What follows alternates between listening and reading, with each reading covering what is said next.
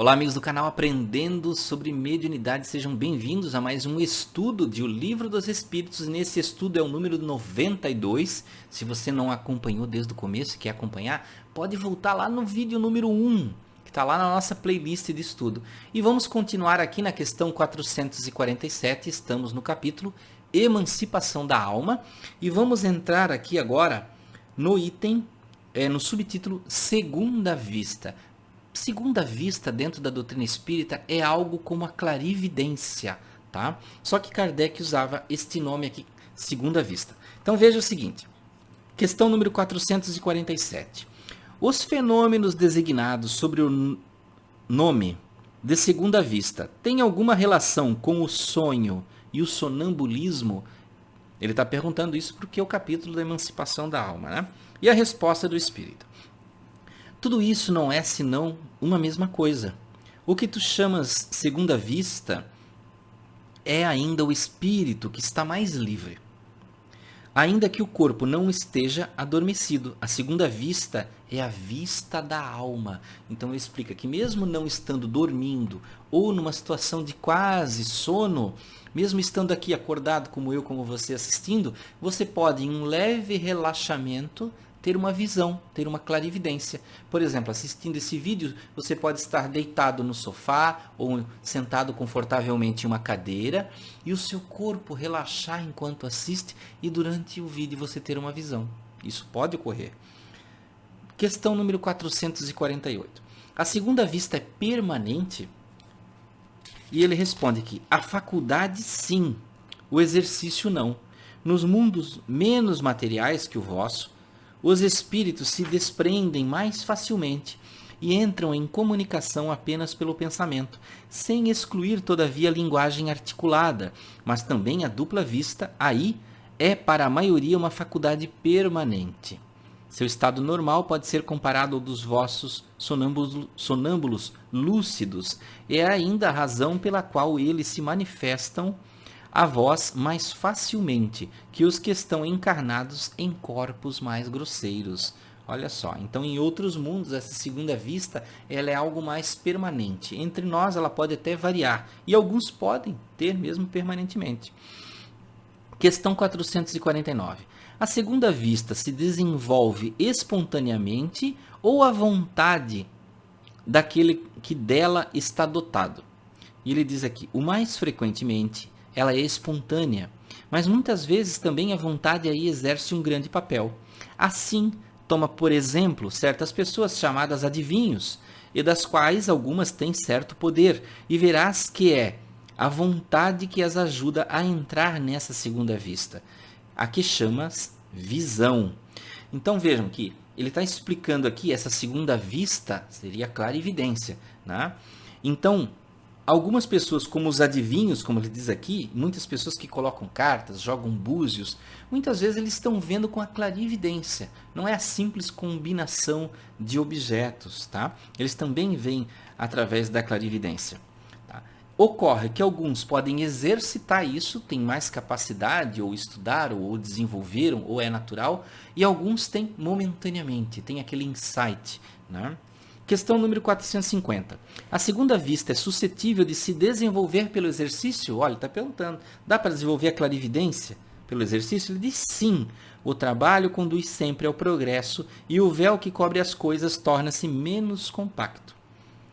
E aí ele faz uma pergunta anexa aqui, a 450. Essa faculdade prende-se à organização física, ou seja, é o corpo que diz se a pessoa é mais predisposta ou não. Ele diz aqui, certamente a organização desempenha aí um papel. Existem organizações que são refratárias, tá? Então ele explica aqui que o corpo de alguma forma também auxilia, mas vejam que o nosso corpo é um reflexo do perispírito.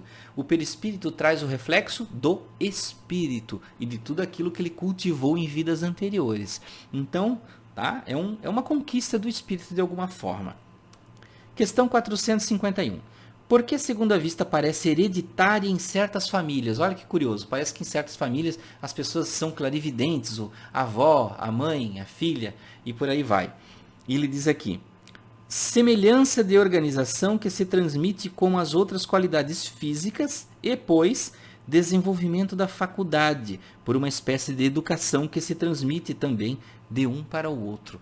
E explica-se também na espiritualidade que a questão de ter famílias onde tem muitos médiums, clarividentes, psicofônicos, psicógrafos, isso já é cultivado de outras encarnações do círculo familiar, tá? Então não é por acaso que numa família podem ter diversos médiums.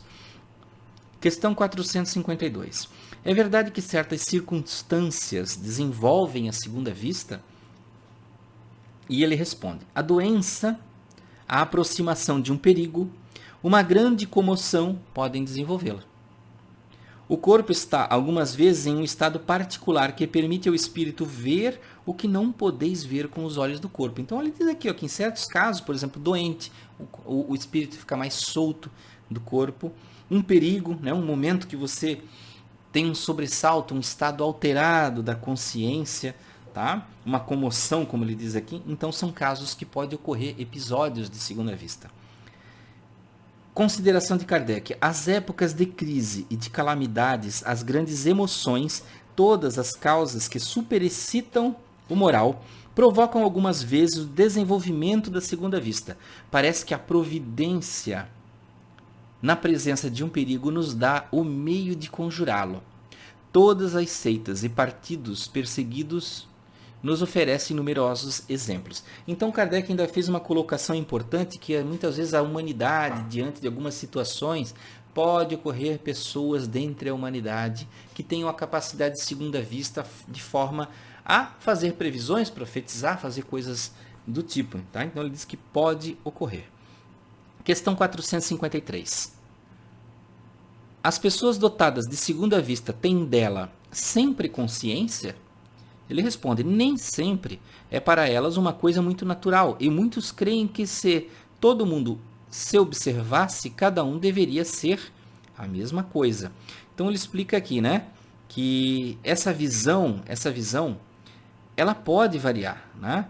E nem todo mundo tem consciência disso, porque às vezes a pessoa não acredita em mediunidade, não acredita em espiritualidade, né? Ela está distante desse pensamento. Pode achar que é coisa da imaginação. Ah, eu sonhei, estava cochilando aqui, tive uma visão, mas é um sonho, tá? Então vejam que isso pode variar. Questão 454. Poder-se-ia atribuir a uma espécie de segunda vista a perspicácia de certas pessoas que, sem nada terem de extraordinário, julgam as coisas com mais precisão que outras? Né? Aquelas pessoas que parece que têm uma intuição maior de notar os ambientes, as situações, as coisas que acontecem. E ele diz aqui: é sempre a alma que irradia mais livremente e que julga melhor que sobre o véu da matéria. Eu achei muito legal ele dizer que isso aqui, a alma que irradia, porque realmente é o pensamento nosso que se desloca e se irradia como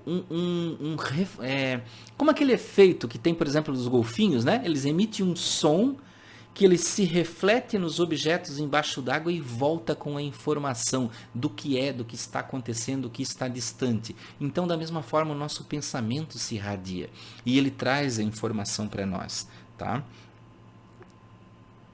E ele faz uma outra pergunta anexa aqui. Essa faculdade, em certos casos, pode dar a presciência das coisas, ou seja, se prevê as coisas, né? Ele diz sim, dá também os pressentimentos, porque existem vários graus nessa faculdade. E a mesma pessoa pode ter todos os graus ou apenas alguns. Então, realmente isso, ele diz aqui que isso ocorre, podem vir pressentimentos, existem diversos níveis dessa capacidade. Então, meus amigos, ficamos por aqui neste estudo. Paramos aqui na 454. No próximo vídeo nós vamos para não seria uma questão, mas seria um parágrafo 455, onde vai finalizar esse capítulo com o resumo teórico do sonambulismo, do êxtase e da segunda vista. Então tem uma partezinha extensa onde Kardec faz suas considerações sobre isso aqui que nós lemos agora. Tá? Então, meus amigos, desejo muita paz, muita luz. Até o próximo estudo de O Livro dos Espíritos.